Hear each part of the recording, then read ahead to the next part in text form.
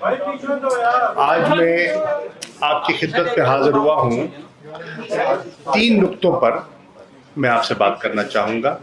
ایک، حالیہ دنوں میں ہمارے کارکنان کے ساتھ اور پارٹی کے اہم رہنماؤں کے ساتھ جو رویہ اپنایا گیا ہے، جو غیر قانونی اور غیر اخلاقی انہیں دباؤ میں ڈالا گیا ہے، اس پہ بات کرنا چاہوں گا۔ ایک خاص میڈیا ہاؤس نے ہماری کور کمیٹی کے ہماری لیگل ٹیم کے بارے میں جو ابہام پیدا کرنے کی کوشش کی ہے، اس پہ چند گزارشات کرنا چاہوں گا۔ اور تیسرا، 90 دن کے اندر انتخابات کے بارے میں آئین جو بڑا واضح ہے اور اس ڈیڈ لائن کو عبور کرنے کا، اس کا احترام نہ کرنے کا جو ایک منصوبہ ہے، اس منصوبے کے بارے میں تحریک انصاف نے کیا لاہ عمل اپنایا ہے، اس کے بارے میں بات کرنا چاہوں گا۔ پہلی بات تو میں عرض کرنا چاہوں گا کہ کل رات سے آپ نے سوشل میڈیا پہ بھی دیکھا ہوگا اور چینلز نے بھی اس کی خبر کو اس کا ذکر کیا ہے، عثمان ڈار صاحب اور ان کی فیملی کے ساتھ ان کی 75 سالہ بوڑھی والدہ، بہو بیٹیوں کے ساتھ جو سلوک برتا گیا ہے، اس کا نہ کوئی قانونی جواز ہے، نہ کوئی اخلاقی جواز ہے، اور اس کی جتنی مذمت کی جائے وہ کم ہے۔ رات کے 2 بجے گھر کے بچوں کو سڑک پہ لا کھڑا کر دینا، یہ کون سا مہذب معاشرہ یا ہماری مشرقی روایات اس کی اجازت دیتی ہیں؟ آپ بخوبی اس سے واقف ہیں۔ مجھے افسوس سے کہنا پڑتا ہے، جس نے بھی وہ دیکھا، جس نے بھی پڑھا، اس کو تکلیف ہوئی اور وہ افسردہ ہے۔ اور پھر نہ صرف ان پر، ان کے کاروبار کو جب بند کیا گیا، ان کی فیکٹریوں کو سیل کیا گیا، مت بھولیے کہ اس کا نشانہ صرف عثمان ڈار یا ان کا خاندان نہیں بنا۔ 2500 فیملیز جو وہاں سے روزگار حاصل کر رہی تھی، ان کے چولہے بھی ٹھنڈے ہو گئے جب فیکٹری سیل ہو گئی۔ اور وہ فیکٹری جو ایکسپورٹ پہ کنٹریبیوٹ کر رہی تھی، ڈالر کما رہی تھی ملک کے لیے، اس کو آپ بند کر رہے ہیں، تو کیا یہ معیشت کی خدمت ہے؟ کیا وہ غریب لوگ جو روزگار کے لیے تڑپ رہے ہیں ان کی خدمت ہے؟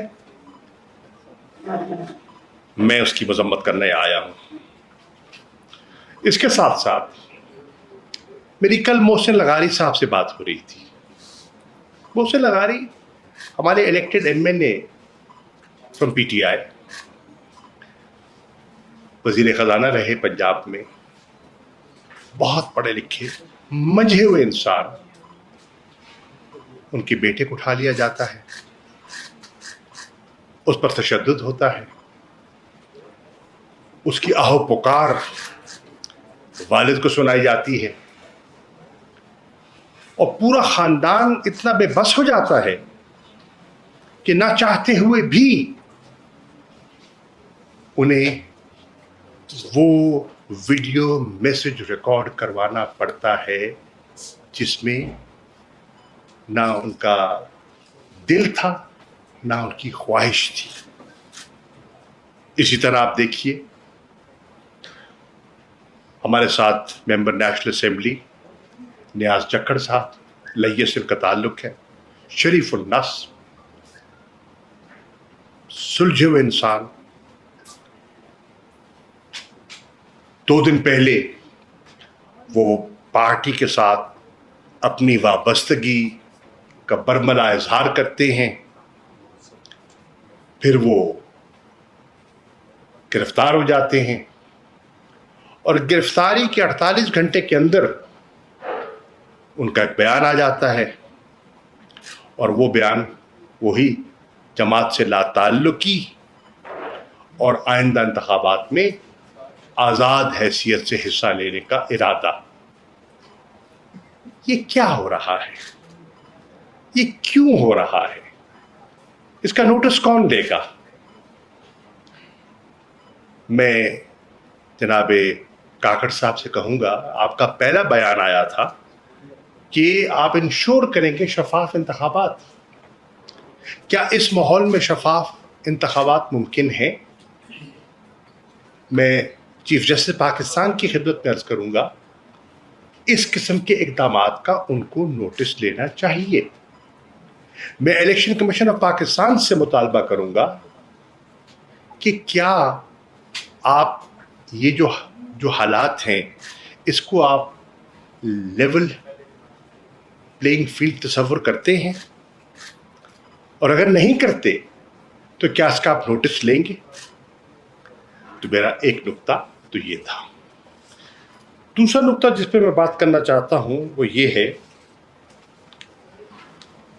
कि एक मीडिया हाउस ने ख़ास तौर पर एक अभाम पैदा करने की कोशिश की कि कोर कमेटी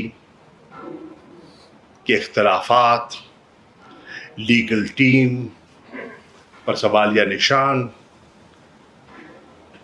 सब जानते हैं, और मैं बिलखसूस जानता हूँ किन मुश्किल हालात में हमारी लीगल टीम ऑपरेट कर रही है और किस खंदा पेशानी से वो ऑपरेट कर रही है, और किन मुश्किल हालात में हमारी कोर कमेटी के मेंबरान इस सूरत हाल से जिसका हमें सामना है उससे नबर्द आज़मा हो रहे हैं। मैं वजाहत करना चाहूँगा, इस किस्म की जो खबरें हैं ये मन घड़त हैं, डिस इन्फॉर्मेशन का मंसूबा है और एक साजिश का हिस्सा है ताकि पार्टी की रैंक एंड फाइल में कंफ्यूजन पैदा की जाए, अभाम पैदा किया जाए, उनके जहनों को मुतासिर किया जाए। मैं वजाहत करना चाहूँगा, इसमें कोई हकीकत नहीं है और इंशाअल्लाह ये वक्त के साथ दम तोड़ जाएगी। उमर अयूब खान हमारे पार्टी के सेक्रेटरी जनरल हैं, उनसे चीज़ें मंसूब कर दी गई, मुझसे चीज़ें मंसूब कर दी गई जिनमें कोई हकीकत नहीं है। और मुझे खुशी है, मैंने देखा भी है कि जैसे उनके नोटिस में बात आई, उन्होंने फिलफौर अपने ट्वीट के ज़रिए पूरी वजाहत कर दी और उस अभाम को, उस कन्फ्यूजन को बड़ी समझदारी से और बड़ी बुर्दबारी से उन्होंने निगेट किया, उसको रद्द किया। फिर ये तासुर दे देना कि तहरीक इंसाफ के अंदर कोई पार्टी की क़यादत की कशमकश है। किस दुनिया में बैठे हैं?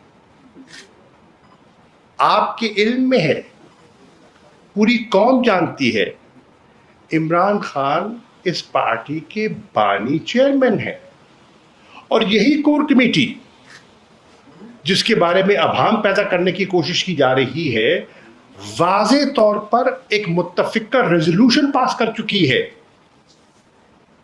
कि इमरान खान हमारे चेयरमैन थे, चेयरमैन हैं और चेयरमैन रहेंगे। इस पे कोई दो आरा नहीं है, उनका मुतबादिल कोई हो ही नहीं सकता और ना कोई होने की कोशिश कर रहा है। उनकी ज़ात पर तमाम मुत्तफिक है, उनके विजन पर तमाम जुड़े हुए हैं। اور اگر کسی کی خام خیالی ہے تو وقت اسے دور کر دے گا، اور وہ جو یونانیمس ریزولوشن ہے وہ اس کا منہ بولتا ثبوت ہے۔ میں سمجھتا ہوں کہ ان کی 27 سالہ سٹرگل، اس وقت جو کور کمیٹی کام کر رہی ہے مشکل حالات میں، اس کے پاس امانت ہے، اور جب تک وہ رہا نہیں ہوتے اور باہر نہیں آتے، انشاءاللہ وہ آ جائیں گے، اس امانت میں وہ خیانت نہیں ہونے دے گی، اس میں کسی کو شک و شبہ نہیں ہونا چاہیے۔ تیسری چیز جو آپ کی خدمت میں عرض کرنا چاہ رہا ہوں وہ ہے کہ 10 روز پہلے ایک نئی مردم شماری کا نوٹیفیکیشن ہوتا ہے، 7 روز پہلے قومی اسمبلی کی تحلیل ہوتی ہے، اور اس کے بعد آئین بڑا واضح ہے۔ آئین کی اگر آپ 2 آرٹیکلز، آرٹیکل 224(2) اور آرٹیکل 48(4) اگر آپ ان کو مل کے پڑھیے تو کوئی ابہام نہیں ہے کہ انتخابات کب ہونے ہیں اور کیسے ہونے ہیں اور کس مدت کے اندر ہونے ہیں۔ 90 دن کی واضح قدغن ہے۔ 90 دن کی ڈیڈ لائن کو اگر آپ عبور کرتے ہیں تو وہ ایک غیر آئینی قدم ہوگا۔ اب کہا جا رہا ہے کہ جی الیکشن ایکٹ کے ذریعے سیکشن 17(2) کے تحت ڈیلیمیٹیشن ایک قانونی ذمہ داری ہے۔ بے شک ہے، کوئی اس سے انکار نہیں کرتا۔ سوال یہ اٹھتا ہے کہ فوقیت کس کو ہوگی، آئین کو یا سبسڈری لیجسلیشن کو؟ شعیب شاہین صاحب ماہر قانون ہے، مجھ سے بہتر سمجھتے ہیں اس چیز کو، لیکن ایک سیاسی طالب علم کی حیثیت سے میں سمجھتا ہوں آئین مقدم ہے، اس پر کوئی ابہام ہمیں نہ تھا نہ ہے۔ چنانچہ تحریک انصاف نے فیصلہ کیا ہے کہ ہم یہ جو ایک ڈیلنگ ٹیکٹک ہمیں دکھائی دے رہی ہے اور 90 دن سے آگے بڑھنے کی جو کوشش ہے، ہم اسے چیلنج کرنے کا ارادہ رکھتے ہیں سپریم کورٹ میں۔ اس کے لیے ہم نے ہمارے وکلاء اس پر اپنی پٹیشنز تیار کر رہے ہیں اور وہ داخل کر دی جائیں گی۔ اس میں ذمہ داری سونپی گئی ہے 90 دن کی جو حد ہے اس پر علی ظفر صاحب، سینیٹر علی ظفر صاحب میری ابھی بات کی ہوئی ہے ان سے، پٹیشن فائنلائز کر رہے ہیں to be filed in the Supreme Court party کی طرف سے، اور ماہر قانون دان سلمان اکرم راجہ صاحب اپنی پٹیشن تقریباً تیار کر چکے ہیں اور فائل کرنے جا رہے ہیں عمران خان صاحب کی طرف سے سی سی آئی کے فیصلوں کو چیلنج کرنے کے بارے میں ہمارا ارادہ ہے۔ ہم سمجھتے ہیں کہ سی سی آئی کی کمپوزیشن اور کانسٹیٹیوشن پر بھی ابہام بھی ہے اور غیر قانونی ہے، غیر آئینی ہے۔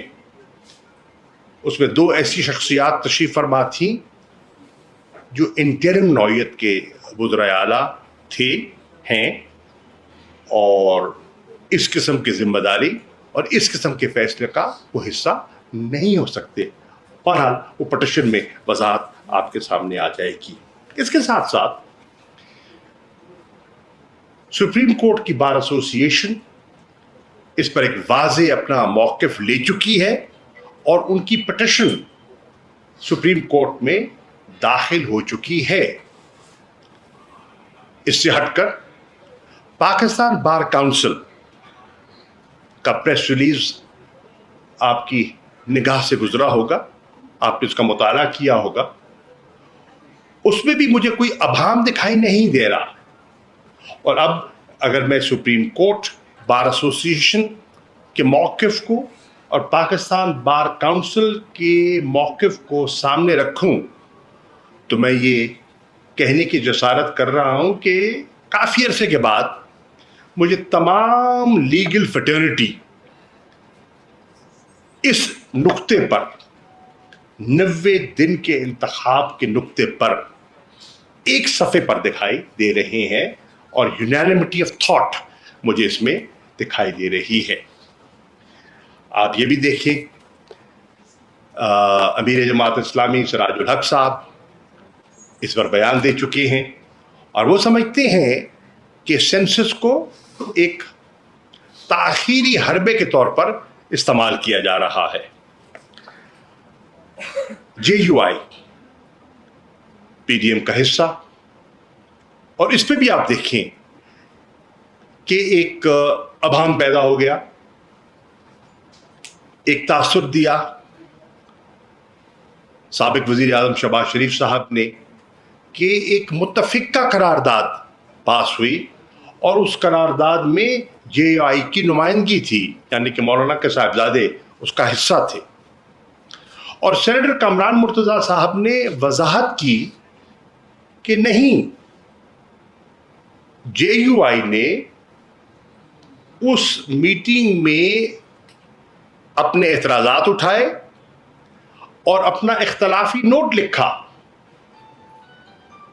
اور جب کہا گیا کہ اختلافی نوٹ جو آپ نے لکھا منٹس میں اس کا ذکر نہیں ہے, تو کہا گیا کیونکہ وہ سی سی آئی کا ممبر نہیں تھے اس لیے ان کا اختلافی نوٹ درج نہیں ہوا.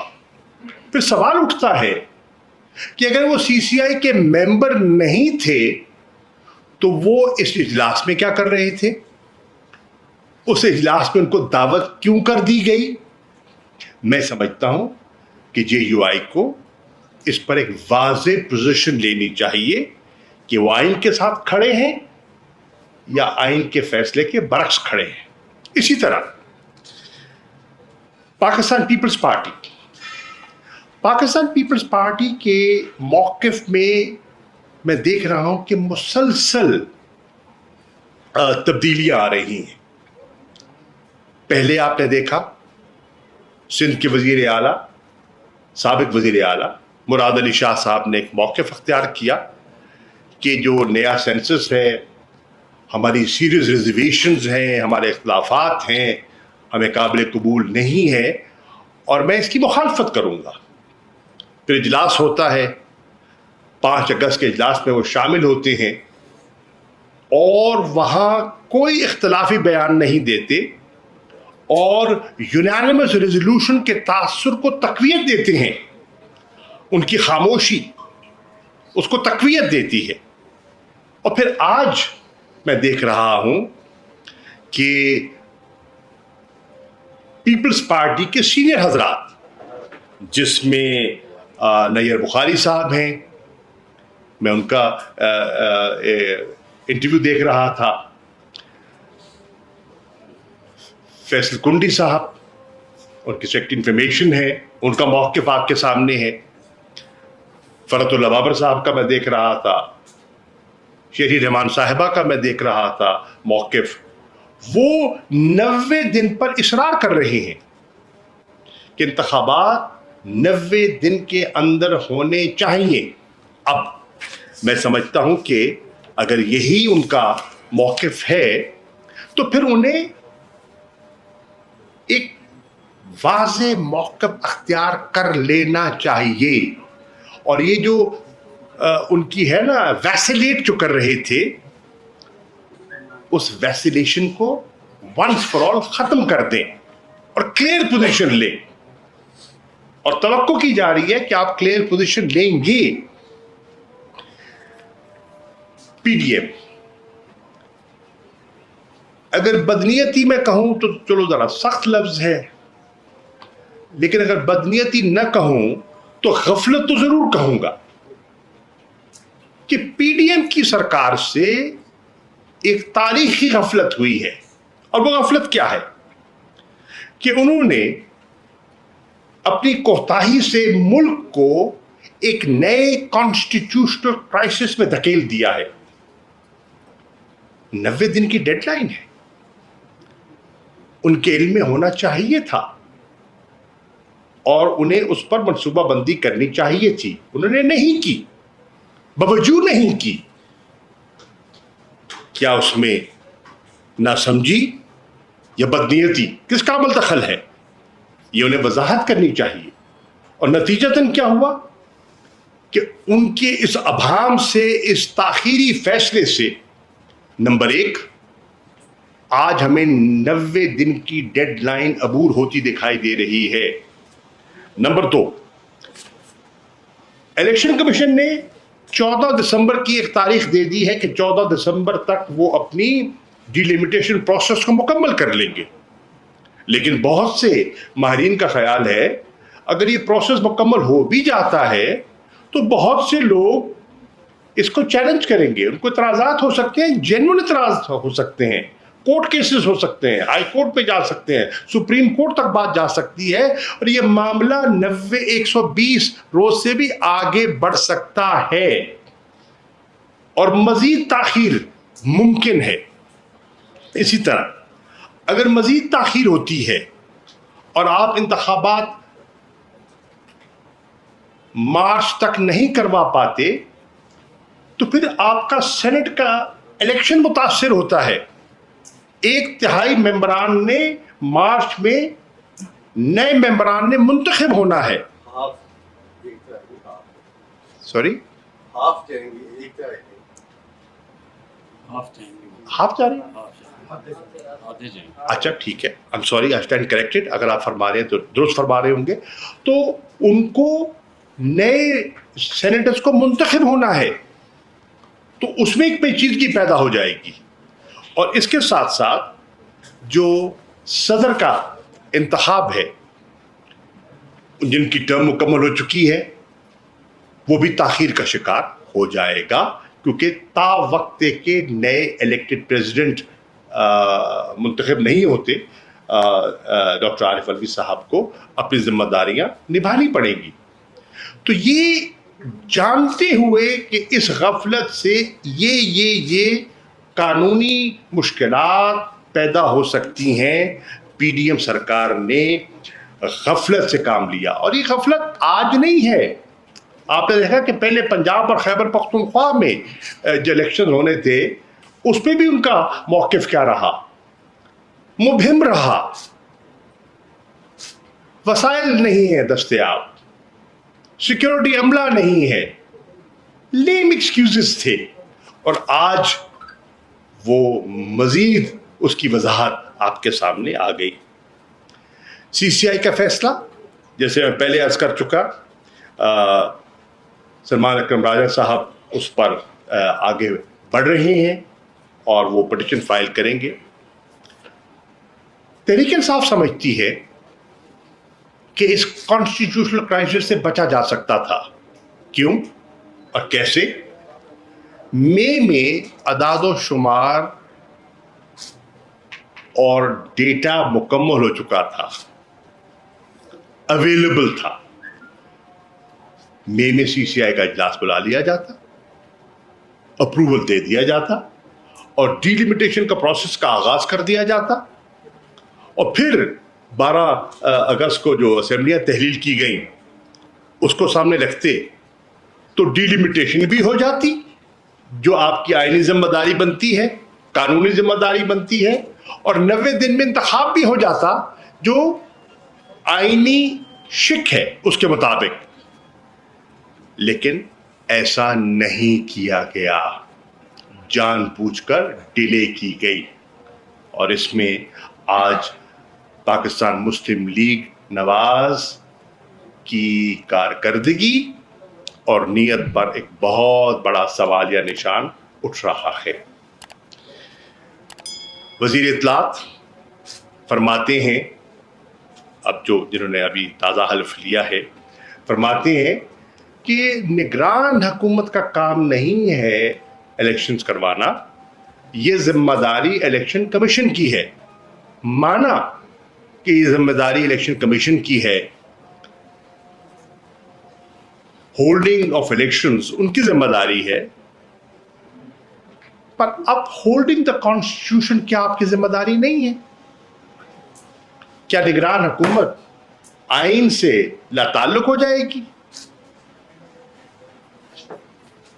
آئین سے انحراف کرنے کا ارادہ رکھتی ہے؟ اور اسی چیز کو بنیاد بناتے ہوئے میں نے کور کمیٹی کے بہاف پر جناب وزیر اعظم کاکڑ صاحب کو ایک خط لکھا اور ان کی خدمت میں گزارشات پیش کی کہ یہ ان کی بنیادی ذمہ داری یہ ٹھہری انتخابات کروانا، اور اسی لیے ایک کیئر ٹیکر نظام کا کانسیپٹ جو ہے وہ آئین میں لایا گیا تھا۔ الیکشن کمیشن کا موقف تھا، اور پہلے کہ ہم تو پرانی مردم شماری اور پرانی ڈیلیمیٹیشن پر انتخابات کروانے کے لیے تیار ہیں اور کروائیں گے، اور پھر اس پہ بھی لچک آئی۔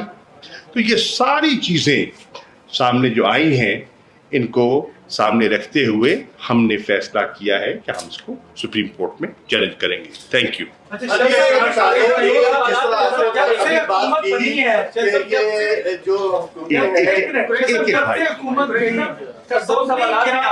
کر لینا بھائی، ایک بھائی کر رہے ہیں۔ آئین کے تحت اپنی مدت ختم کرنے سے پہلے ٹوٹ گئی، نئی کیئر ٹیکر گورنمنٹ آئین کے تحت بنی، اس سے پہلے آپ کی گورنمنٹ بھی تحریک اعتماد کے ذریعے آئین کے تحت گئی۔ آپ کو کیا لگتا ہے کہ آگے غیر آئینی کیسے ہوگا، جبکہ الیکشن کمیشن بھی کہہ چکا ہے کہ مارچ سے پہلے ہو سکتے ہیں الیکشن، تو پہلے سے کیوں آپ اس فکر میں پڑ گئے؟ یہ شعیب صاحب بالکل جواب دیں گے اور بہتر جواب دے دیں گے مجھ سے، کیونکہ قانون کو مجھ سے بہتر سمجھتے ہیں۔ دیکھیں، آئین کہتا ہے آرٹیکل 224 بڑا واضح ہے، اور اس کے اندر یہ بھی نہیں لکھا ہوا سبجیکٹ ٹو کانسٹیٹیوشن، اس میں لکھا ہوا ہے not later than 90 days elections ہوں گے، اور یہ اس دوران اس مدت میں یعنی 90 days میں ہی جو کیئر ٹیکر سیٹ اپ آئے گا۔ اور جو شاہ صاحب نے واضح کر دیا، سپریم کورٹ میں خواجہ آصف جو سابق ڈیفنس منسٹر تھے، جو سپریم کورٹ میں گئے تھے اس کی وضاحت طلب کرنے کے لیے، سپریم کورٹ نے اپنی رپورٹڈ ججمنٹ میں 2013 SCMR 1205 میں یہ واضح کیا ہے کہ کیئر ٹیکر سیٹ اپ ایک پوسٹنگ ٹرانسفر بھی نہیں کر سکتا، پروموشن بھی نہیں کر سکتا، ان کا کوئی کام نہیں ہے سوائے اس ایک کام کے، اس اوریجنل پیریڈ میں فیسیلیٹیٹ کرے for the purpose of holding free and fair election.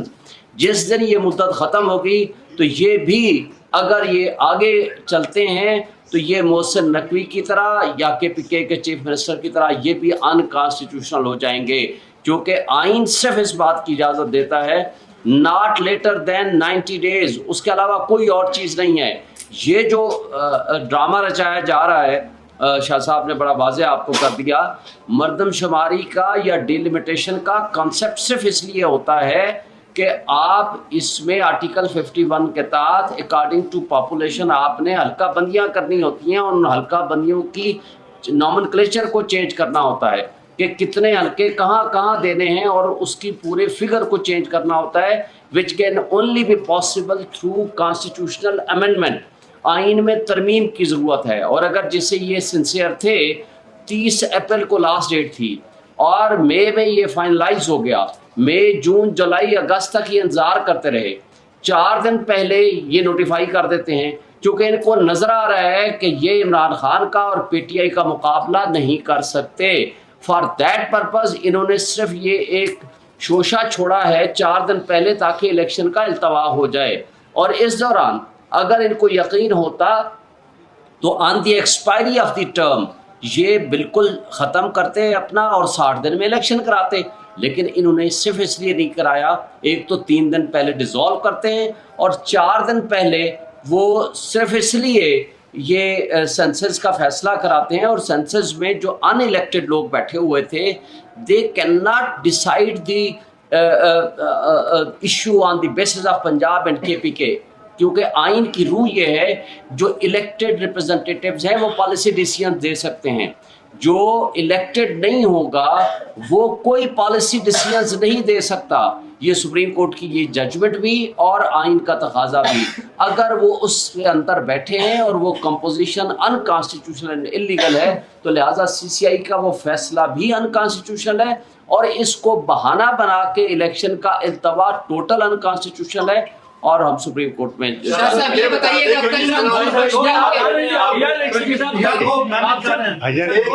जिस तरह आप रेगुलेट कर ले आपने कहा पीडीएम के हवाले से, जो पीडीएम और उसकी जो जमातें थी उन्होंने सेंसस के हवाले से जो कुछ किया, कुछ ऐसा ही नहीं नजर आ रहा।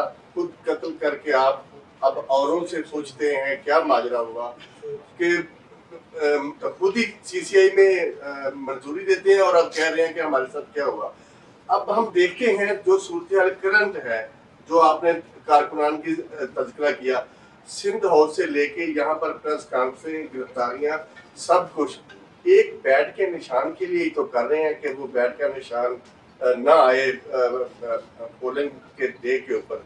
तो आप ही पीछे हटिए, सारी कौम को अजाब में डाला।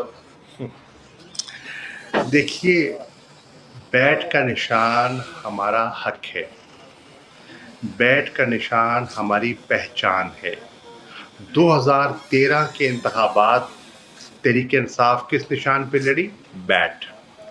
2018 का इलेक्शन हम किस निशान पे लड़े? बैट। आज हम तकाजा क्या कर रहे हैं? बल्ले का। ज़िमनी इलेक्शन होते हैं तो यही इलेक्शन कमीशन हमें बल्ले का निशान देता है। लोकल गवर्नमेंट इलेक्शंस होते हैं तो यही इलेक्शन कमीशन हमें बल्ले का निशान देता है। अब उसको अगर अभाव में डाला हुआ है, मैं ज़्यादा बात इसलिए नहीं करूँगा क्योंकि इस पे भी हमारा मसला इलेक्शन कमीशन के सामने है और अली ज़फ़र साहब ने गालिबन मंगल को वहाँ पेश भी होना है हमारा मौक़िफ़ पेश करने के लिए। देखिए, बल्ले से ना घबराएं। अगर आप समझते हैं कि आपकी कारकर्दगी अच्छी थी इन 16 माह में और लोग बहुत मुतमईन हैं क्योंकि पेट्रोल जो है वो ख़ासा सस्ता हो गया है और हर तबका उससे मुतमईन है, जो बिजली के बिल पिछले महीने आए थे वो तसल्ली बख्श थे और इस महीने जो आने वाले हैं दिल थाम के बैठिए के आने वाले हैं। आप समझते हैं कि मुल्क में जो माशी इक़दामात आपके थे उनको लोगों ने सराहा है, तो फिर आपको घबराहट किस बात की? तहरीक इंसाफ तो बकौल आपके मईशत को बिगाड़ गई थी और आपकी एक तजर्बा कार टीम ने उसको आके सुधार दिया। तो जब आपने सुधार दिया, आपने तारीख़ी इक़दामात उठाए, आपने इनकलाबी इक़दामात उठाए, तो फिर आपको एतमाद होना चाहिए कि आप लोगों का सामना करें। और तहरीक इंसाफ कमाल है, जो उसका बानी है वो जेल में भी है, निशान से भी कांपे टाक रही हैं। तो खुदा के लिए हिम्मत कीजिए। सर